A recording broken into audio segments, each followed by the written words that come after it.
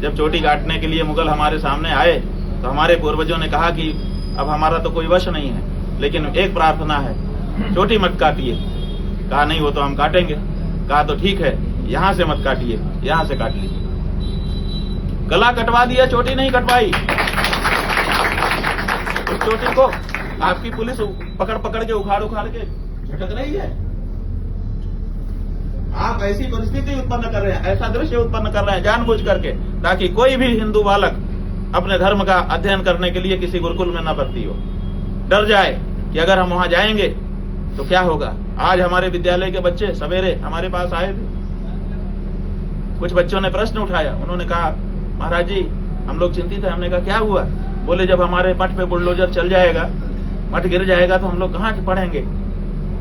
हमने कहा तुमको किसने कहा कि गिर जाएगा? बोले वो योगी जी तो जो उनके सामने खड़ा होता है उसका बुलडोजर घर ही गिरा देते हैं बुलडोजर से।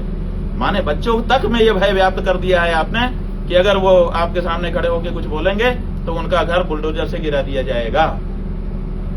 तो ये जो भय आप भर रहे हो, और जो नई कच्ची उम्र के बच्चे हैं, हिंदू बच्चे जो गुरुकुलों में जाकर के अपने धर्म को सीखते हैं, समझते हैं और फिर आगे चल करके हिंदू धर्म के प्रचारक बनते हैं, अब आप उनको गुरुकुल में आने ही नहीं देंगे। इसका मतलब है आप चाहते हैं कि ये हिंदू व्यवस्था ही छिन्न भिन्न हो जाए, ताकि आप हिंदू हिंदू कह करके हिंदुओं का वोट लेते रहें और हिंदू विरुद्ध सब काम करते रहें। ये कैसे चलने दिया जाएगा और कब तक चलने दिया जाएगा? इसलिए एक शंकराचार्य के रूप में हमारा दायित्व है कि सनातन धर्मियों के सामने जो सच है उसको सामने रखें, और हम बिल्कुल अब इसके लिए एकदम तत्पर हैं, सच्चाई से रखेंगे।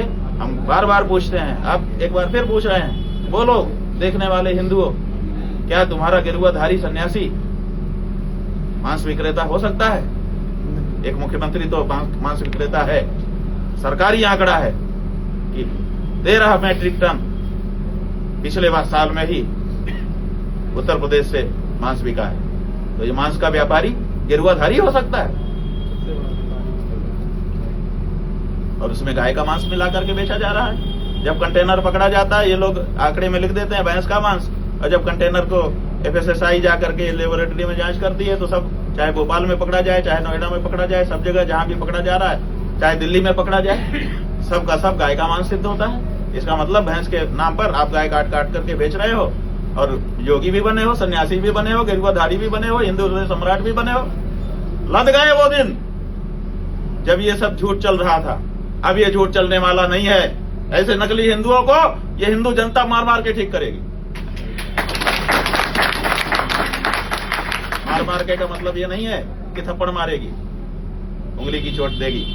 करे जो गौ माता पर चोट, हम ना देंगे उसको वोट। ये हमारा नारा हो चुका है, सनातन धर्म का नारा है कि जो हमारी गौ माता पे चोट करेगा हम उसको वोट नहीं देंगे। वोट न दे करके हम उस पर चोट करेंगे। बोलिए आदि गुरु शंकराचार्य महाराज। बिल्कुल अब ये तय है। इसलिए 40 दिन का जो समय है, खूब अच्छे से ठंडे दिल से विचार कर लीजिए। गेरुआ कपड़ा पहन करके मांस का विक्रय छोड़िए, बिल्कुल गलत है।